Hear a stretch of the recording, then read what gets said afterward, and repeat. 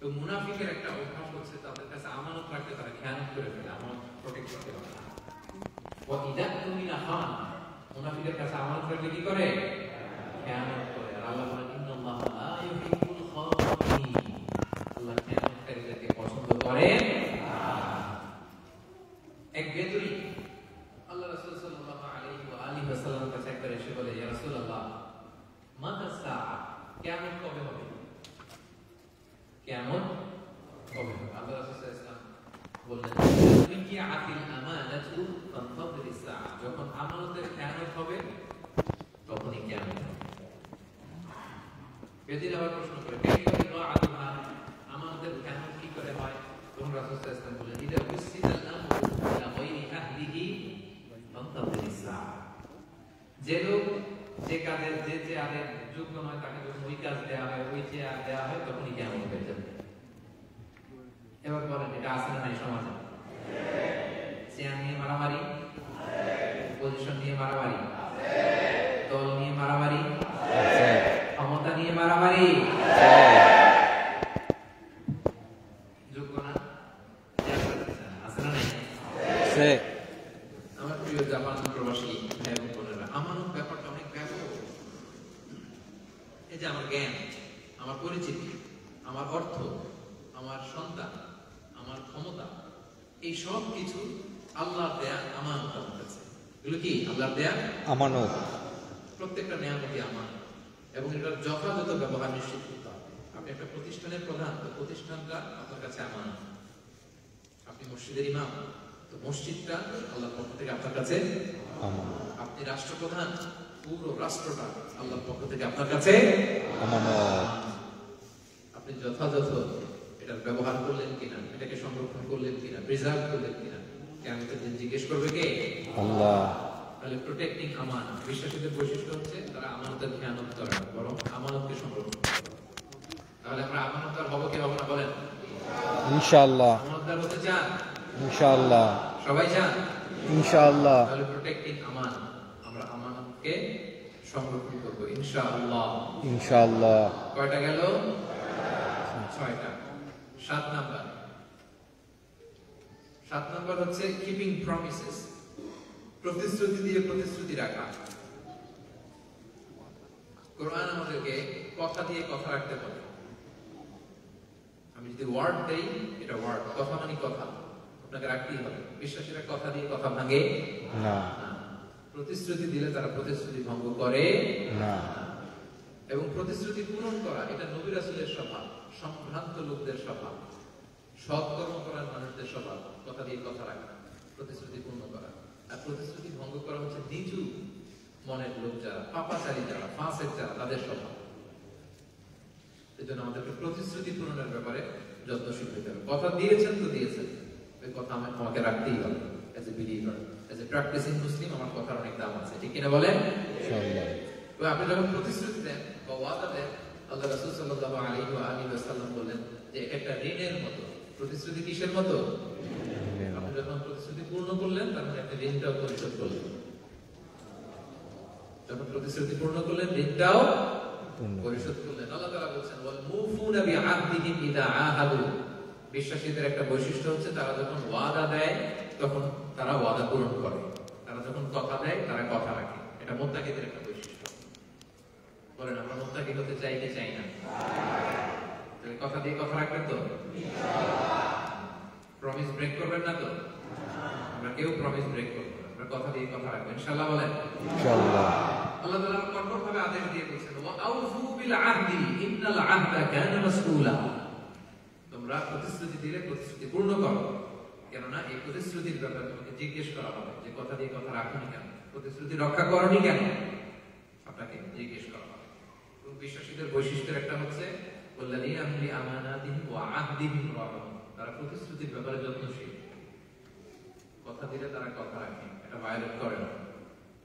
সব নবীরা প্রতিশ্রুতি দিয়ে প্রতিশ্রুতি রাখেন, তারা প্রতিশ্রুতি ভাঙতেন না, ওয়াদা দিয়ে ওয়াদা পূর্ণ করতেন। বিশেষ করে আল্লাহ নবী ইব্রাহিম আলাইহিস সালামের সন্তান ইসমাঈল আলাইহিস সালাম, সব নবীরা তো কথা রাখতেন, বিশেষ করে ইসমাঈল আলাইহিস সালাম উনি ওয়াদার ব্যাপারে, প্রতিশ্রুতির ব্যাপারে এত স্ট্রিক্ট ছিলেন, এত কঠোর ছিলেন কখনো তিনি ওয়াদা ভঙ্গ করতেন না।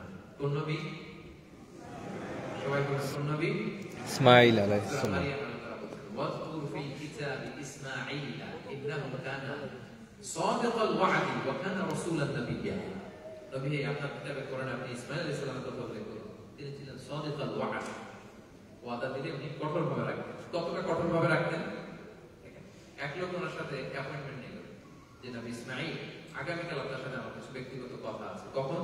বলে যে বিকেলে। কোথায়? এই গাছের নিচে। ইসমাঈল আলাইহিস সালাম বলেন ওকে নোটেড, আগামীকাল বিকেলে এই গাছের নিচে তোমার সাথে আমার আলাপ। ঠিক আছে, যাও। তো তারপর দিন ওই লোক ভুলে গেছে আসতে, কিন্তু ইসমাঈল আলাইহিস সালাম ভুলেন নাই। উনি যে বিকেল বেলা ওই গাছের নিচে যে হাজির হলেন নবী ইসমাঈল আলাইহিস সালাম। অনেকক্ষণ অপেক্ষা করে সূর্য ডোবার সময় হয়ে গেছে, আসেন হয়তো। ইসমাঈল আলাইহিস সালাম চলে গেলেন। তিনি ভাবলেন যে ওদের আজকে ভুলে গেছে, কালকে হয়তো আসবে, যাই কালকে হয়ে। এরপরের দিন ইসমাঈল আলাইহিস সালাম যে ওই লোকের অপেক্ষা, ঠিক ওই জায়গায় গাছের নিচে বিকেলে ওই লোক আসেন। ইসমাঈল আলাইহিস সালাম ভাবলেন প্রতিশ্রুতি দিয়েছি, হয়তো অসুস্থ সমস্যা, এরপরের দিন আবার পেলেন। এইভাবে টানা 30 দিন তিনি ওই লোকের জন্য অপেক্ষা করেছেন। সুবহানাল্লাহ, এত আসতে সুবহানাল্লাহ। টানা কয়দিন? 3 দিন। সাদিকাল ওয়া'দি ওয়া কানা রাসূলান নাবিয়্যা। তিনি ছিলেন সাদিকাল ওয়া'দ, প্রতিশ্রুতি পূর্ণকারী নবী, কখনো ওয়াদা ভাঙতেন না। তাহলে আমরা ওয়াদা ভাঙবো? ওয়াদা ভাঙা কার আলামত বলেন তো?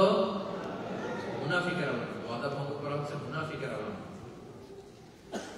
আয়াতুল মুনাফিকি সালাস, ইযা হাদাসা কাযাবা ওয়া ইযা ওয়া'আদা আখলাফা।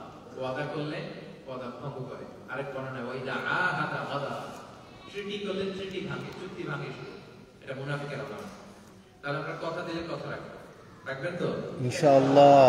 সন্তানকে কথা দিলে কথা রাখুন, স্ত্রীকে কথা দিলে কথা রাখুন, বন্ধুকে কথা দিলে কথা রাখুন, পার্টনারকে কথা দিলে কথা রাখুন, কলিগকে কথা দিলে কথা রাখুন, প্রতিবেশীকে কথা দিলে কথা রাখুন, এমনকি শত্রুকে যদি কোনো কথা দিয়ে থাকেন কথা রাখুন।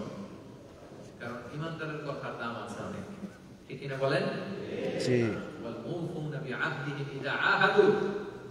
বিশ্বাসীরা যখন প্রতিশ্রুতি দেয়, ওয়াদা দেয়, তারা ওয়াদা ভঙ্গ করে না। তাহলে আমরা কথা দিয়ে কথা রাখবো, কি বলেন? ইনশাআল্লাহ। রাখবেন তো? ইনশাআল্লাহ। প্রতিশ্রুতি ভঙ্গ করবো না তো? ইনশাআল্লাহ বলেন সবাই। ইনশাআল্লাহ। তাহলে মোট কয়টা বললাম রিফ্লেকশন? আওয়াজ করে বলেন কয়টা? 7টা। এক নাম্বার কি ছিল?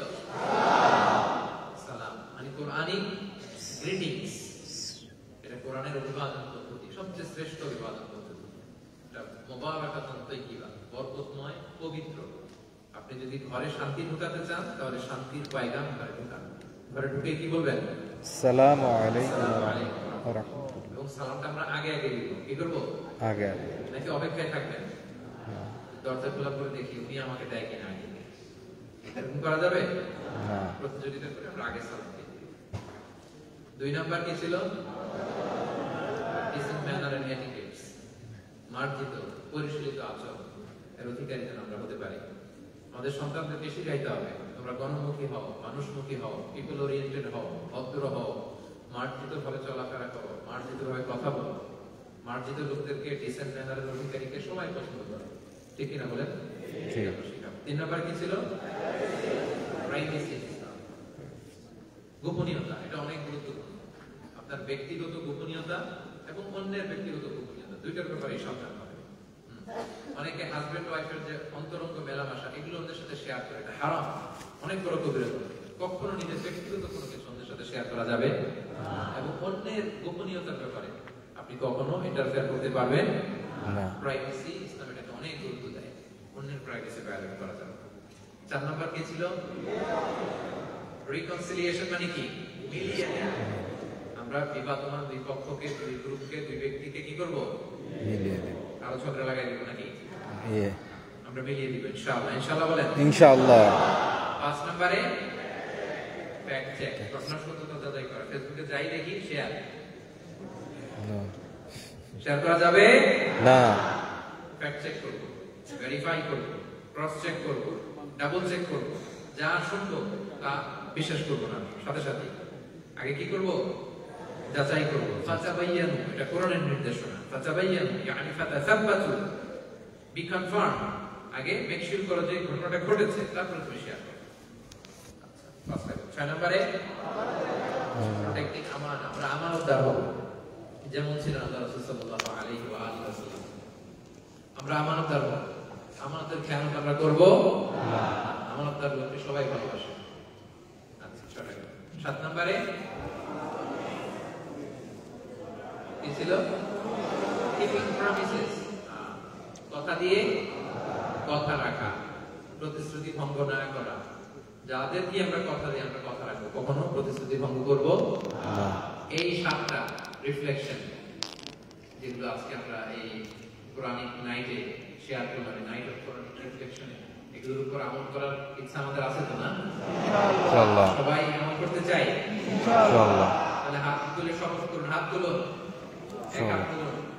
আমি একটা বাক্য বলবো, আওয়াজ করে বলবেন ইনশাআল্লাহ। আমরা দেখা হলেই সালাম দিব ইনশাআল্লাহ।